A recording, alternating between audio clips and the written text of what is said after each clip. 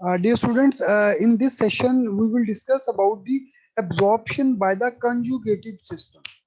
जैसे पहले के हम देख चुके हैं कि जो क्रोमोफोर्स हैं वो एब्जॉर्ब करते हैं in the UV visible region और उनके साथ कुछ ऑक्सोक्रोम्स होते हैं जो उनकी एब्जॉर्प्शन को शिफ्ट कर देते हैं टू द लॉन्गर वेवलेंथ और टूवर्ड द शॉर्टर वेवलेंथ, जिसको हमने बैथोक्रोमिक शिफ्ट और या रेड शिफ्ट और ब्लू शिफ्ट हमने कहा।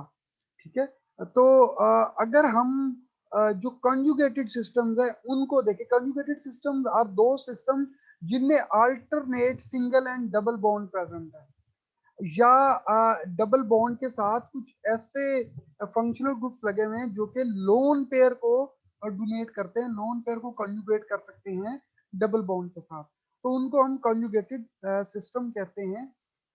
Many factors influence the relative energies of the molecule or orbital and the change of position of absorption. For example, the presence of chromophore moves pi to pi absorption of ethylene to longer wavelength as shown above.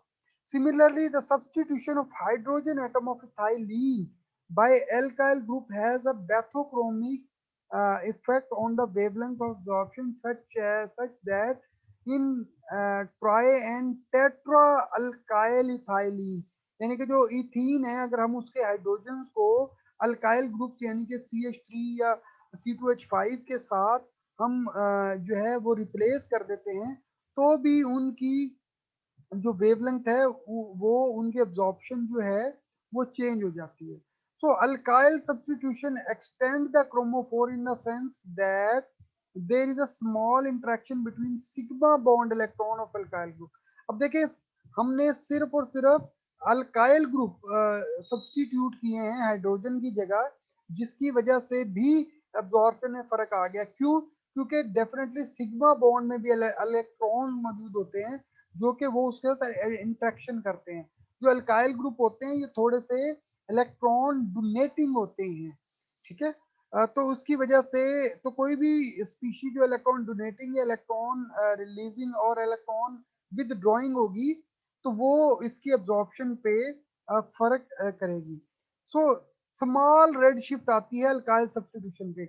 The most dramatic effect is brought about the conjugation between two or more chromophores. For example, अगर दो या और ज्यादा chromophores लगे हों और वो आपस में इंटरेक्ट कर रहे हों, मिसाल के तौर पे कार्बोनिल ग्रुप भी है और उस कार्बोनिल ग्रुप के साथ एक डबल बॉन्ड प्रेजेंट है, यानी कि C double bond O single bond C double bond C अगर है, तो यहाँ पे क्या हुआ है कि alternate single and double covalent bonds हैं।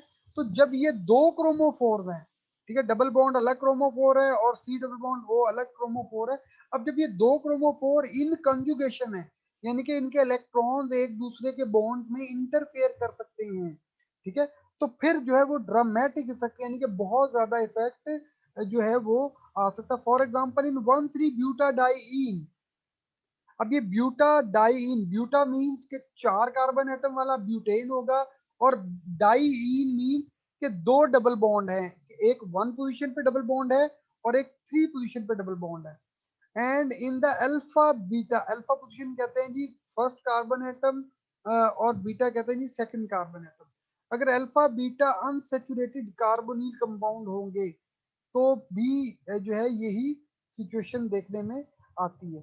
In fact, the importance of UV spectroscopy lies in its ability to determine the presence, nature, and extent of conjugation, यानी कि हमें इसकी जो एब्जॉर्प्शन है उससे ना सिर्फ फंक्शनल ग्रुप्स का अंदाजा होता है बल्कि हमें ये भी अंदाजा हो सकता है कि फंक्शनल ग्रुप्स कंजुगेशन में तो नहीं है, यानी कि क्या अल्टरनेट सिंगल कोवेलेंट बॉन्ड मौजूद है। मिसाल के तौर पे 1,3-ब्यूटाडाइईन का जो स्पेक्ट्रा होगा वो डिफरेंट होगा 1,4-ब्यूटाडाइईन। अब 1,3 में alternate single and double covalent bond है तो वो इंटरेक्ट कर रहे हैं, जबकि 1,4 जो है पेंटाडाइईन उसमें वो आपस में इंटरेक्ट नहीं कर सकते, तो उनका स्पेक्ट्रा और होगा और 1,3-ब्यूटाडाइईन का स्पेक्ट्रा और होगा। तो हम डिफरेंट कंपाउंड में इस तरीके से वो कर सकते हैं। In conjugated diene, diene means के two double bond containing species, ठीक है। और अगर कंजुगेटेड है तो इट मींस के they are single and double covalent bond, ठीक है। The pi orbital of the two thiolinic bonds combine to form new pi orbitals, two bonding, and the two anti-bonding orbitals. The relative energies of the two new orbitals, क्योंकि दोनों orbitals एक दूसरे को interfere कर सकते हैं, तो वो नए orbitals बन जाएंगे. So it can be easily seen that the transition from the highest occupied orbital to the lowest unoccupied orbital. हमने जी होमो और ल्यूमो इस कॉन्सेप्ट को कहा था.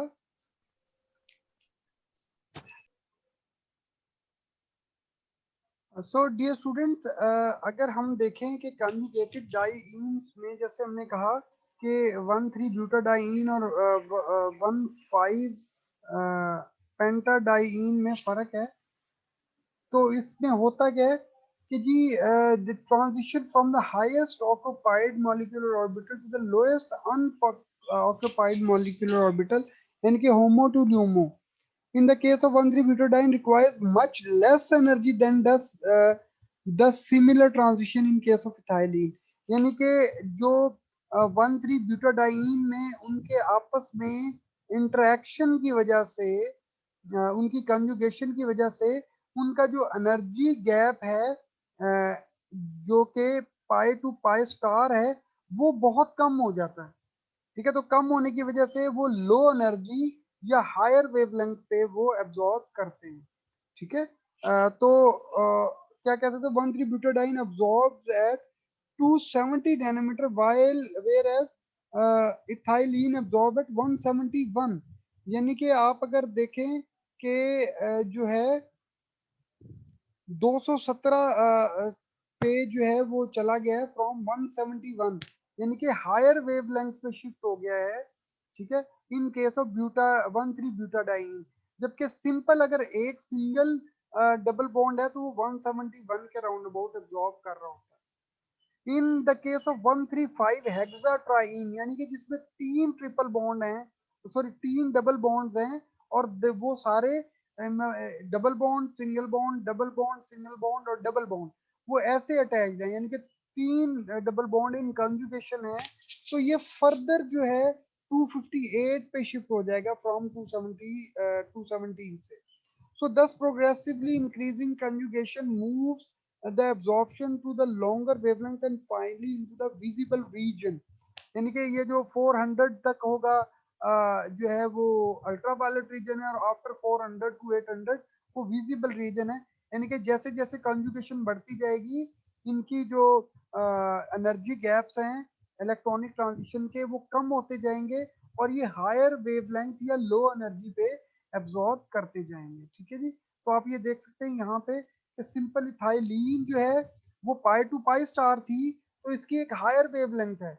जबकि अगर आप 1,3-ब्यूटाडाइन में देखें तो ये जो है ये पाई 1 टू पाई 2 और इसी तरीके से पाई 3 टू पाई 4, ये 4 वो बन रहे हैं पाई ऑर्बिटल.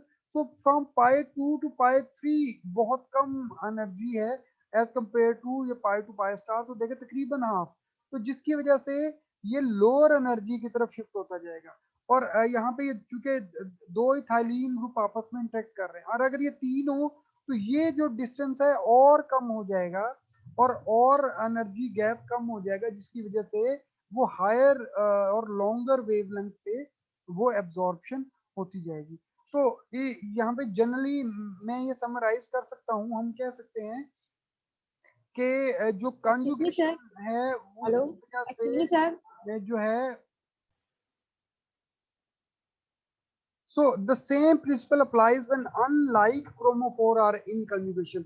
अब हमने 1 और 3 पोजीशन पे दोनों डबल बॉन्ड को देखा, तो सिमिलरली अगर दो अलग अलग क्रोमोफोर हो लेकिन वो जो है इन कंजुगेशन हो, यानी कि 1-3 पोजीशन पे प्रेजेंट हो, तो भी जो है वो यही प्रिंसिपल अप्लाई होगा. लेट्स से यहाँ पे अगर हम देखें, यहाँ पे देखें सी डबल बॉन्ड ओ है, ये कार्बोनिल ग्रुप है, फिर सिंगल बॉन्ड सी है और फिर डबल बॉन्ड सी है, यानी कि ये एक डबल बॉन्ड फिर एक सिंगल बॉन्ड और फिर कार्बन और ऑक्सीजन का डबल बॉन्ड. तो ये क्या है, ये भी 1-3 रिलेशनशिप है, कंजुगेटेड वो है. तो ये भी शो करता है pi to pi star absorption at 213, while neither a carbonyl group nor an isolated double, हमने देखा था कि डबल बॉन्ड 171 पे करता है, ठीक है, और कार्बोनिल ग्रुप भी 200 के नीचे तकरीबन या 200 पे कर रहा होता है, ठीक है, लेकिन इन दोनों की कंजुगेशन की वजह से हायर वेवलेंथ पे शिफ्ट हो गया 213 पे। So conjugated diene system, the effect of substituent on the wavelength of absorption, especially in diene, is additive so that the position of absorption is influenced. अच्छा, अब हम एक स्टेप और आगे जा रहे हैं, ठीक है। पहले तो हमने देखा ना कि 1,3 डाइईन का क्या फंक्शन है। अच्छा, अब अगर 1,3 डाइईन पे और भी फंक्शनल ग्रुप लगे हों, ऑक्सोक्रोम लगे हों जो हमने बात की थी, तो भी इसकी जो एब्जॉर्प्शन है उस पे इम्पैक्ट आता रहेगा, ठीक है जी। तो वो किस तरीके से इम्पैक्ट आता है, क्या हम कैलकुलेट कर सकते हैं कि जी प्रिडिक्ट कर सकते हैं? मिसाल के तौर पे आप कोई एक डाइईन बनाए, उसके साथ आपने एक OH लगा दिया, तो वो कहाँ पे जो है वो लाई करेगा, एब्जॉर्ब करेगा। आपने दो का हाइड्रोक्सिल ग्रुप लगा दिए, तो वो कहाँ पे करेगा। तो हम इसको भी प्रिडिक्ट कर सकते हैं थ्रू द वुडवर्ड फीजर रूल, ठीक है जी। ये वुडवर्ड जो है वो, और लेटर इसको फीजर ने जो है एम्पलीफाई किया था। तो हम अब डिस्कस करेंगे वुडवर्ड फीजर रूल, जो कि this rule shows much better agreement for dance in the ring, ठीक है। यानी कि डाइन अगर रिंग में मौजूद है, जैसे कि अगर हम देखें कि बेंजीन है, उसमें 3 double bond and single bond conjugation में है, इसी तरीके से और भी इनके साथ ग्रुप्स लगे हो सकते हैं। तो we will discuss Woodward-Fieser rule to predict the more conjugated diene system और उनके साथ जब मजीद ऑक्सोक्रोम लगे हुए हों। So we have two distinct cyclic diene system. Cyclic अगर हम डाइन्स को देखें तो दो किस्म की है, एक हेट्रोएनुलर और दूसरी होमोएनुलर डाइन्स, ठीक है। Heteroannular diene is that diene in which the two conjugated double bond in separate rings, यानी कि आप अगर ये इस वन को देखें तो ये वाला डबल बॉन्ड इस एक रिंग में है और ये रिंग बी में है दूसरा डबल बॉन्ड, और ये कंजुगेटेड है, यानी कि double bond single bond double bond. तो ये कौन से हैं जी? हेट्रोएनुलर, ठीक है। जबकि अगर हम स्ट्रक्चर नंबर 2 में देखें कि ये दोनों जो है एक ही रिंग में प्रेजेंट है, double bond single bond and double bond. तो ये जो डाइईन्स हैं ये एक ही रिंग में है, तो ये होमो एनुलर डाइईन्स है, ठीक है जी। The homoannular diene that must be in the cisoid conformation. अब अगर हम देखें तो ये सिस है, ठीक है, यानी कि दोनों एक किस्म की सिस पोजीशन में, जबकि ये हम देखें ये दोनों ट्रांस पोजीशन में बनते हैं एक दूसरे के, ठीक है। तो ये सिसॉइड और जो है ट्रांसॉइड कंफॉर्मेशन भी बन जाती है।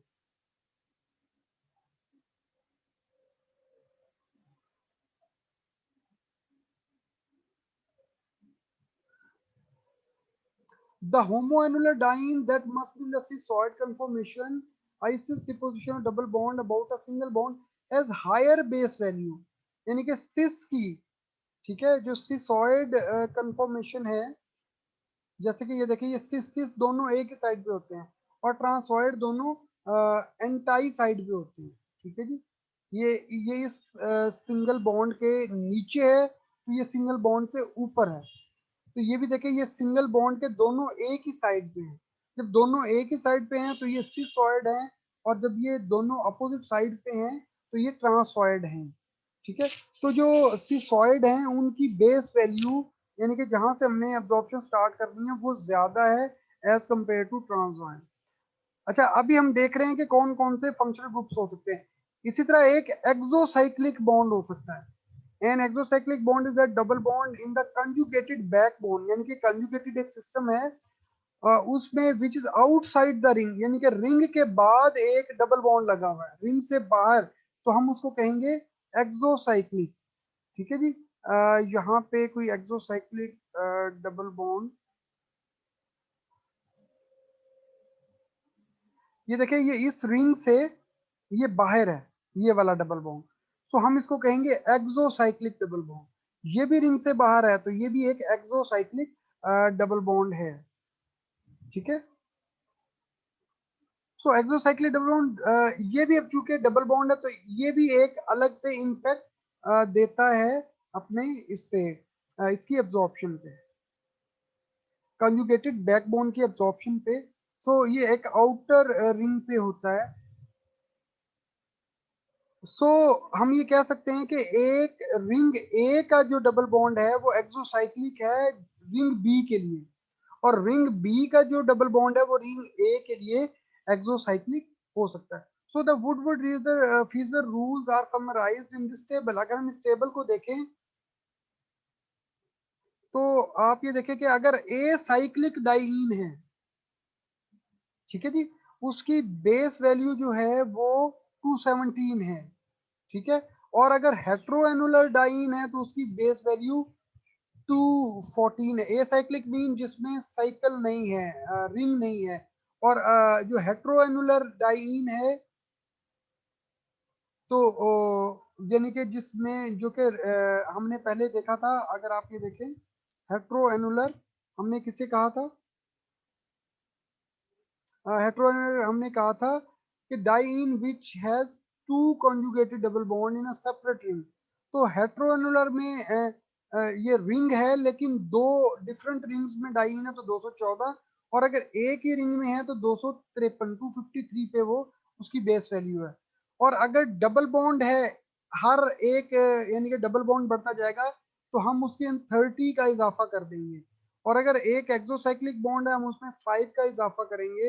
अल्काइल ग्रुप है तो भी 5 का इजाफा करेंगे, और Cl और Br है तो भी 5 का इजाफा, OR है तो 6 का इजाफा, SR है तो 30 का इजाफा, और अगर Nr2 है तो हम 60 का उसमें इंक्रीमेंट करेंगे। ठीक है, अब इसकी एप्लीकेशन क्या है, एप्लीकेशन ऑफ दिस रूल हम जस्ट आज ये एक या दो एग्जांपल देखेंगे।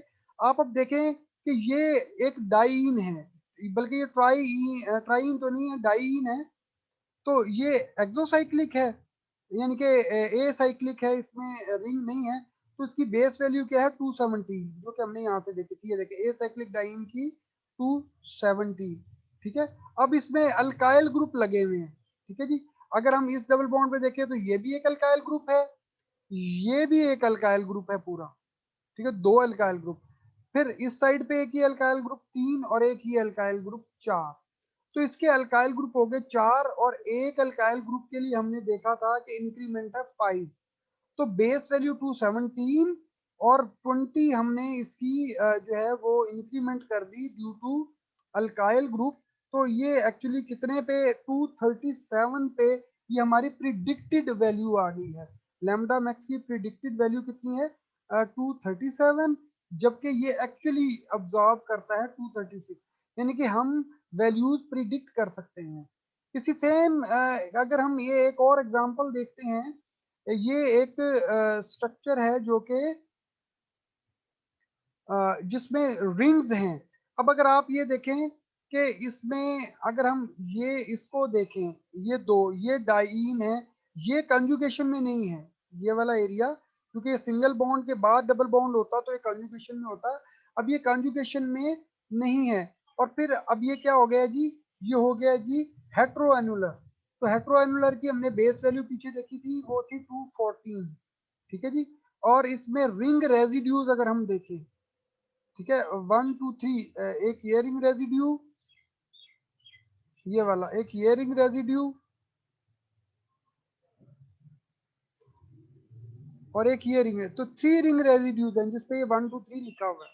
ठीक है, तो एक रिंग रेजिड्यू 5 हमने इंक्रीमेंट करनी है, तो 3 रिंग, ये देखे रिंग रेजिड्यू जो है एक्सोसाइक्लिक डबल बॉन्ड की।